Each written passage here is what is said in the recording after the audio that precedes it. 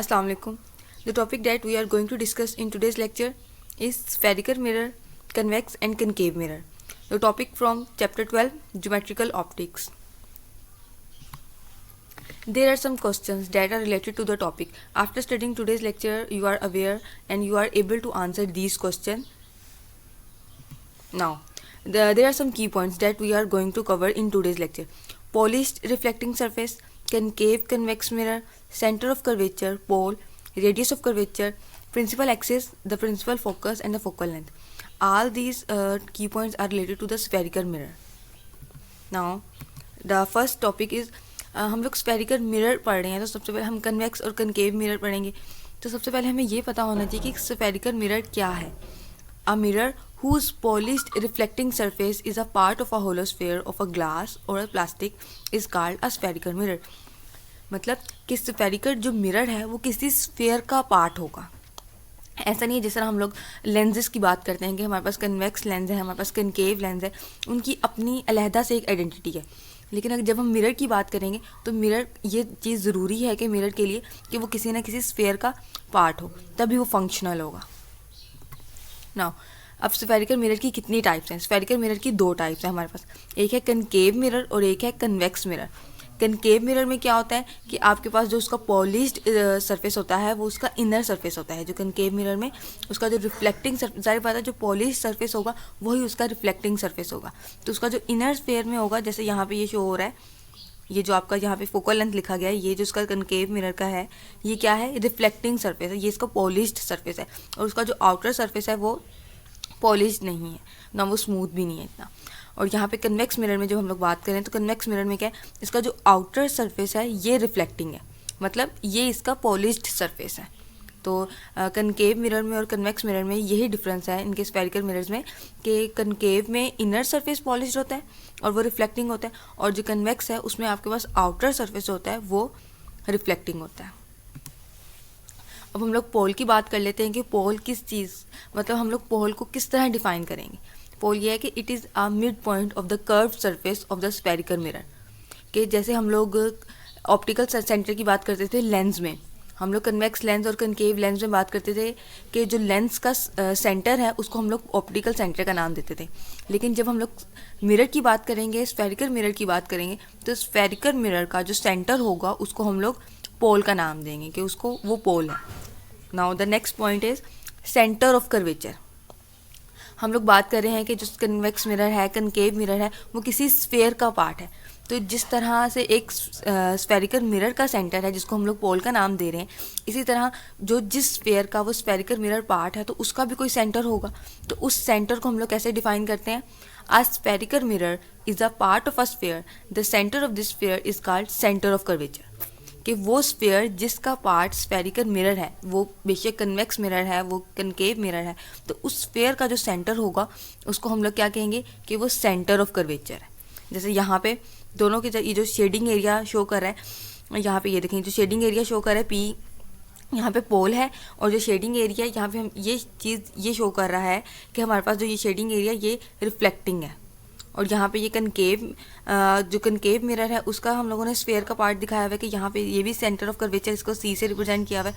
इसी तरह यहाँ पे कन्वेक्स मिरर को भी ऐसे रिप्रेजेंट किया गया. The next point is radius of the curvature. जैसे हम सेंटर ऑफ कर्वेचर की बात कर रहे हैं, हम लोग सेंटर ऑफ मिरर की बात कर रहे हैं जिसको हम लोग पोल का नाम दे रहे हैं, इसी तरह हम कहेंगे उसी का कुछ, क्योंकि वो एक स्फेयर है तो स्फेयर का क्या होता है, कुछ ना कुछ रेडियस होता है. तो उस रेडियस को हम लोग कैसे डिफाइन करेंगे कि रेडियस ऑफ कर्वेचर का नाम दिया गया. It is the radius of the sphere of which spherical mirror is a part. वो उस स्फेयर का कोई ना कोई रेडियस है जिसका स्फेरिकल मिरर पार्ट है. वो कन्वेक्स भी हो सकता है और वो कनकेव मिरर भी हो सकता है. अच्छा, अब यहाँ पे रेडियस ऑफ कर्वेचर को हम कुछ इस तरह से भी एग्जांपल के साथ या कुछ इस तरह से भी एक्सप्लेन कर सकते हैं कि हम लोग बात कर रहे हैं कि हमारे पास जो कन्वेक्स और कनकेव मिरर है, इनका इसके सेंटर को हम लोग क्या कह रहे हैं? इसके सेंटर को हम लोग पोल का नाम दे रहे हैं. तो यही पोल और सेंटर ऑफ कर्वेचर मतलब उस स्फेयर का जो सेंटर है, तो वहाँ से सेंटर ऑफ कर्वेचर मतलब सी से लेके स्फेरिकल मिरर का जो सेंटर है पी मतलब पोल जो है वहाँ तक का जो डिस्टेंस होगा उसको भी हम रेडियस का नाम दे सकते हैं. मतलब इसको मेजर करने का ये आसान तरीका है कि सेंटर ऑफ कर्वेचर मतलब सी से लेके पोल तक, मतलब जो स्फेरिकल मिरर का सेंटर है वहाँ तक का जो डिस्टेंस मेजर करेंगे उसको हम लोग रेडियस का नाम देंगे, जो कि रेडियस ऑफ कर्वेचर कहलाएगा। नेक्स्ट पॉइंट है प्रिंसिपल एक्सिस। हम लोग हर चीज़ की बात कर रहे हैं, हम लोग पोल की, सेंटर ऑफ कर्वेचर की, रेडियस ऑफ कर्वेचर की बात कर लिए, लेकिन ये जो रिफ्लेक्शन है, जो रेज आएंगी सोर्स से लाइट की, ये वो सब कुछ जो मिरर है उससे रिफ्लेक्ट होंगी। तो कोई ना कोई ऐसा रेफरेंस तो प्लेटफॉर्म होना चाहिए ना, तो जहाँ से वो रेज रिफ्लेक्ट हो और जाके इमेज बनाए, जहाँ पे ऑब्जेक्ट पड़ा हुआ है वो उसका रेफरेंस पॉइंट, जहाँ इमेज जहाँ पे बन रहा है, जहाँ फोकल लेंथ है हर चीज़ के बारे में, तो उस प्रिंसिपल एक्सिस को हम लोग कैसे डिफाइन करेंगे? It is the line joining centre of the curvature and a pole of the spherical mirror. कि वो वही लाइन होगी जो जैसे हमने रेडियस में बात की है कि उसको हम रेडियस को भी हम ऐसे मेजर कर सकते हैं, लेकिन प्रिंसिपल जो एक फाउंडेशन लाइन या एक बेस लाइन या रेफरेंस लाइन को हम प्रिंसिपल एक्सिस का नाम दे सकते हैं कि वो लाइन होगी जो उसके लेंस के भी मिरर के भी सेंटर, स्फेरिकल मिरर के भी सेंटर में से गुजरेगी, और आपके उसका जो स्फेयर जिसका वो पार्ट होगा स्फेरिकल मिरर उसके भी सेंटर में से गुजरेगी। इसी तरह जब हम लोग लेंस की बात करते हैं तो लेंस में से भी जब कनकेव लेंस है या आपके पास कन्वेक्स लेंस है तो उसके लेंसेज में से भी जो रेफरेंस लाइन हम लोग कंसीडर करते हैं उसको भी प्रिंसिपल एक्सिस का नाम ही दिया जाता है, जैसे स्फेरिकल मिरर में भी उसको प्रिंसिपल एक्सिस का नाम दिया जा रहा है। नेक्स्ट है द प्रिंसिपल एक्सिस को कुछ ऐसे भी हम लोग डिफाइन करेंगे, after reflection from a concave mirror rays of a light parallel to the principal axis converge to a point F, this point is called principal axis. अब यहाँ पे अगर हम लोग कनकेव मिरर की बात करें तो वहाँ पे कन्वर्ज हो रही है, लेकिन हम लोग कन्वेक्स की बात करेंगे तो वहाँ पे क्या होंगी? डाइवर्ज हो जाएंगे। अब यहाँ पे कन्वर्जन और जो डाइवर्जन है वो लेंसेज से डिफरेंट है, दोनों में आगे जाके हम लोग ये डिस्कस करेंगे इसको भी। फोकल लेंथ को हम लोग किस तरह एक्सप्लेन करें कि it is the distance from the pole to the principal focus measured along the principal axis. कि हम लोग कैसे इसको डिफाइन कर रहे हैं कि वो डिस्टेंस है उस लेंस के सेंटर मतलब पोल से लेके प्रिंसिपल एक्सिस तक, जो प्रिंसिपल फोकस जहाँ पे वो इमेज बन रहा है किसी भी ऑब्जेक्ट का, वो ऑब्जेक्ट आपके किसी जिस भी डिस्टेंस पर रखा गया है वो जहाँ पे जाके इमेज बन रहा है प्रिंसिपल एक्सिस पर, क्योंकि वो हमारी एक रेफरेंस लाइन थी, तो उस डिस्टेंस को हम लोग मेजर करेंगे तो वो उसका फोकल लेंथ होगी। जैसे यहाँ पे है ये डायग्राम में शो किया गया है कि ये देखें आपकी जो प्रिंसिपल फोकस, ये प्रिंसिपल एक्सिस की लाइन है, यहाँ पे जो सी रिप्रेजेंट कर रहा है ये आपका स्फेयर के सेंटर को रिप्रेजेंट कर रहा है, यहाँ जो पी है वो आपके स्फेरिकल मिरर के सेंटर को रिप्रेजेंट कर रहा है, और ये यहाँ पे एफ है मतलब फोकल पॉइंट है, मतलब फोकस है हमारा, जहाँ पे जाके ये जो रेज हैं देखेंगे ये कन्वर्ज हुई हैं और आपको यहाँ पे इमेज बनता हुआ नज़र आ रहा है। जहाँ पे इमेज बनता हुआ नज़र आएगा तो आप उस पॉइंट से स्फेरिकल मिरर के सेंटर तक का डिस्टेंस को मेजर कर लेंगे और वो आपके पास फोकल लेंथ होगी या उसका फोकस पॉइंट होगा। अब यहाँ पे हम लोग इस तरह भी मेजर कर सकते हैं, क्योंकि हम लोगों ने क्या किया है, हम लोगों ने रेडियस ऑफ कर्वेचर पहले डिफाइन कर लिया है, मतलब पहले हमें पता है कि रेडियस ऑफ कर्वेचर को कैसे फाइंड कर सकते हैं या रेडियस ऑफ कर्वेचर क्या है। तो अगर हमें फोकस, हमें क्योंकि इमेज का पता नहीं चल रहा कि वो एग्जैक्ट किस पॉइंट पे बन रहा है, तो हमारे पास एक फार्मूला भी है जिसके थ्रू हम लोग फोकल लेंथ को मेजर कर सकते हैं। वो क्या है? रेडियस बाय 2, मतलब रेडियस को 2 पर डिवाइड कर देंगे तो हमारे पास क्या आ जाएगा, हमारे पास फोकल लेंथ आ जाएगी कि किसी भी मिरर की, वो कन्वेक्स मिरर हो सकता है, वो कनकेव मिरर हो सकता है, कि इन दोनों में से किसका हम लोग फोकल लेंथ हम लोग फाइंड कर रहे हैं, उस स्फेयर के रेडियस को 2 पर डिवाइड कर देंगे तो हमारे पास फोकल लेंथ आ जाएगी।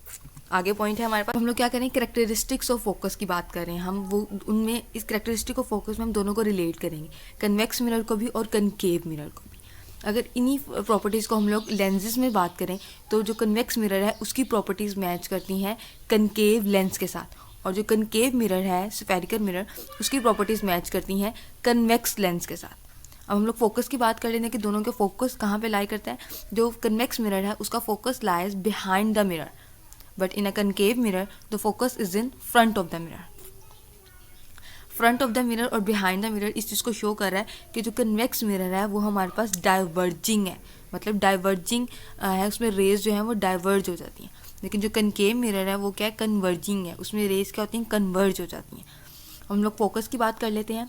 Focus is virtual as the rays of the light after reflection appear to come from the focus, but in a concave mirror focus is real as the rays of the light after reflection converge at the focus. कि यहाँ पे क्या बनता है, एक real image बनता है concave mirror.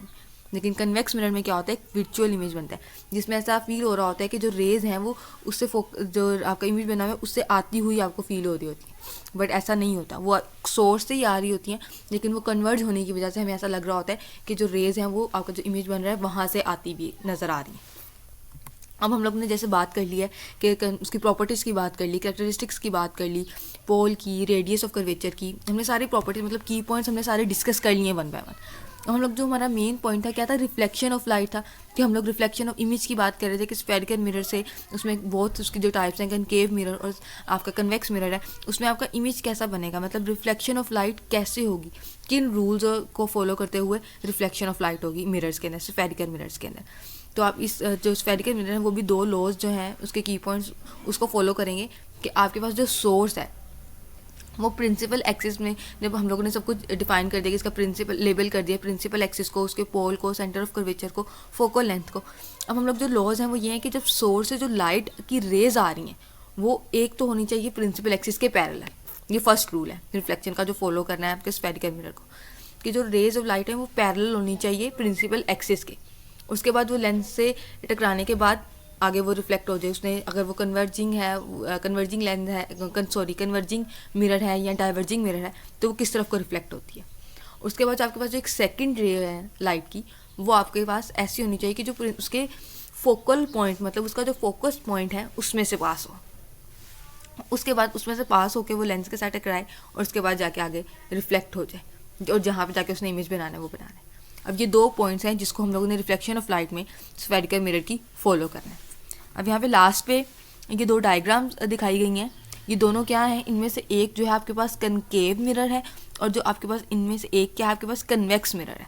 अब जब कन्वेक्स मिरर में क्या होता है, आपका जो आउटर सरफेस होती है, मतलब ये जो ब्लू कलर का इसको शेड किया गया है जहाँ पे, जो आउटर सरफेस होती है वो रिफ्लेक्टिंग होती है, लेकिन आपके पास कनकेव मिरर में क्या होता है, जो आपके पास इनर सरफेस होती है वो रिफ्लेक्टिंग होती है। ये एक कंप्लीट डायग्राम है जो उसके सारे की पॉइंट्स को स्फेरिकल मिरर के शो कर रही है कि वो कनकेव मिरर में और कन्वेक्स मिरर में कैसे हैं। ये एक कंप्लीट डायग्राम है जो आपके सारे की पॉइंट्स को, आपके टॉपिक को शो कर रही है। आप ये एक डायग्राम बना के भी इसके सारे की पॉइंट्स को रिप्रेजेंट कर सकते हैं आगे अगर आपसे क्वेश्चन पूछा जाता है। I hope so the topic is clear to you. So if you have any queries, then you have to ask the questions in the comment box. Thank you.